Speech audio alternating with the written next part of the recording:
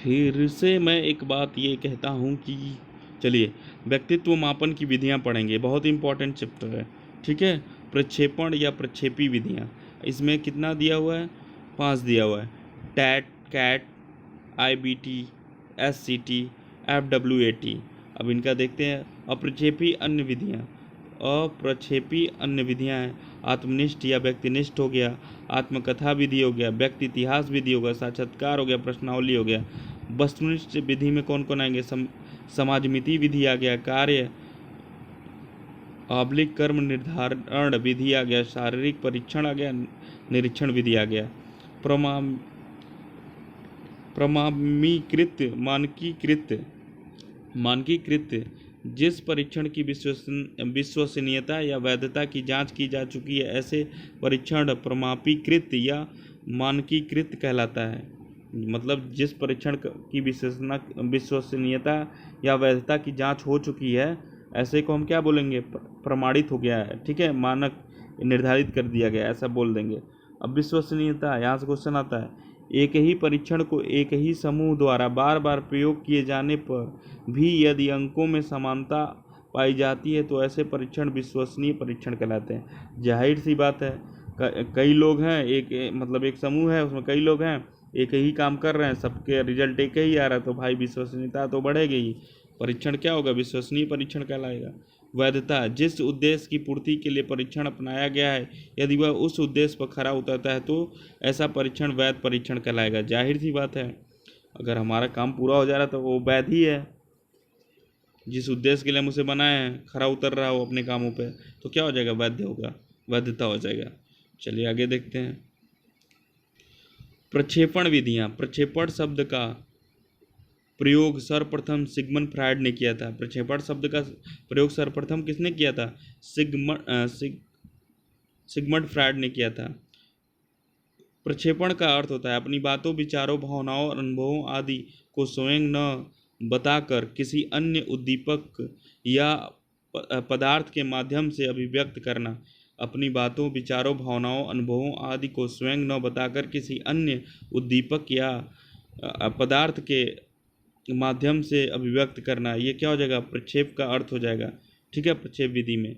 Note, प्रक्षेपण विधियों के माध्यम से अचेतन मन की बातों को ज्ञात किया जा सकता है। तो यहाँ नोट है, प्रक्षेपण विधियों के माध्यम से अचेतन मन की बात, अचेतन, याद रखिएगा, अचेतन मन की बातों को ज्ञात किया जा सकता है।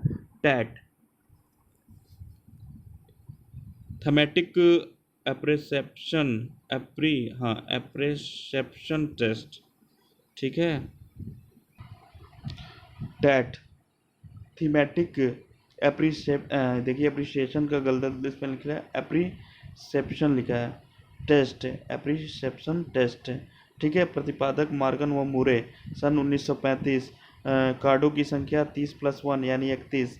इस परीक्षण में 10 कार्डों पर पुरुषों से संबंधित, 10 कार्डों पर महिलाओं से संबंधित और 10 कार्डों पर दोनों के चित्र बने हुए थे। बालकों को चित्र दिखाकर कहानी लिखने को कहा जाता है। कम से कम 10 कार्डों पर कहानी लिखवाई जाती है। इस परीक्षण को 14 वर्ष से अधिक आयु वाले बालकों के लिए प्रयोग किया जाता है। नोट, इसमें व्यक्ति की रुचियों, इच्छाओं व आवश्यकताओं की जानकारी होती है। ठीक है, तो याद रखिएगा, मार्गन व मुरे किसका? टैट का। चलिए आगे देखते हैं, कैट के बारे में जानते हैं।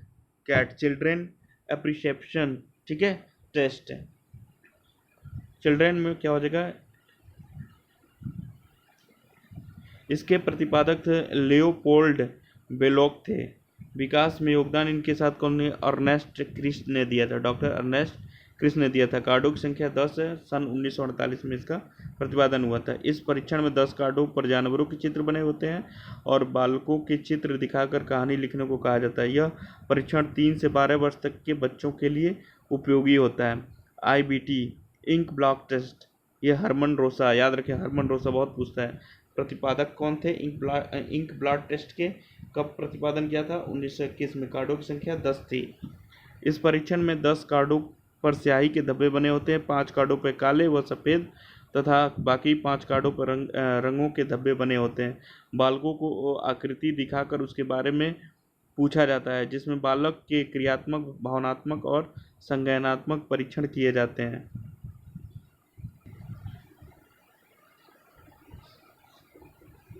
Set, SCT set, sentence completion test या कंप्लेंट टेस्ट।